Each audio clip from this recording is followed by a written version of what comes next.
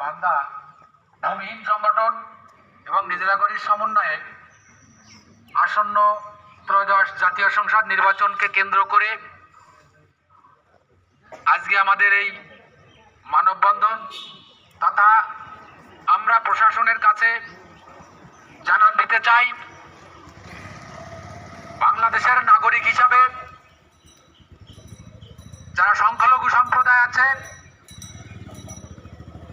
বিভিন্ন আদিবাসী সংগঠন সম্প্রদায় আছে, আমরা যেন নির্বিঘ্নে ভোট প্রদান করে সুন্দরভাবে বসবাস করতে পারি। এই দেশে আমাদের উপর যেন কোনো জুলুম নির্যাতন না হয়, এই প্রশাসন সার্বিকভাবে সেই সহযোগিতা করবে। তারই জন্য আজকে আমাদের এই মানববন্ধন। আমরা বিভিন্ন সময় দেখতে পাচ্ছি 5 তারিখের পর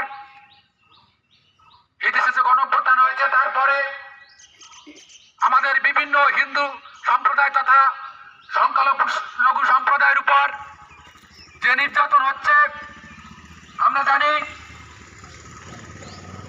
দীপু চন্দ্র দাস নামে একজনকে পিটিয়ে গাছে ঝুলিয়ে পুড়িয়ে তাকে হত্যা করা হয়েছে।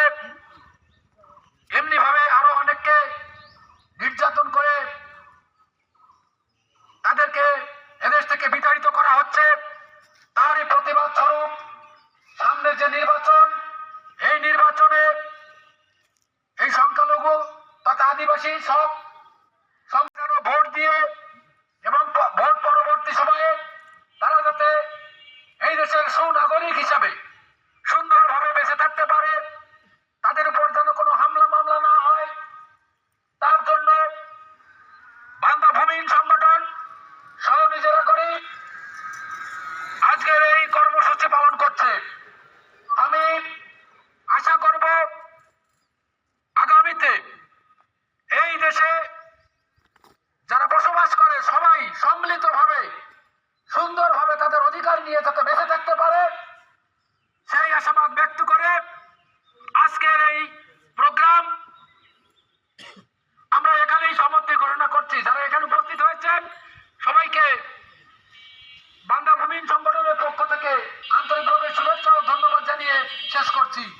ধন্যবাদ সবাইকে।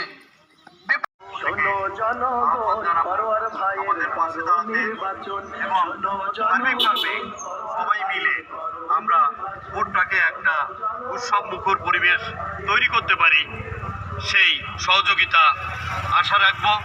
এই বলে আমি আমার তাৎক্ষণিক বক্তব্য শেষ করছি। ধন্যবাদ সবাইকে।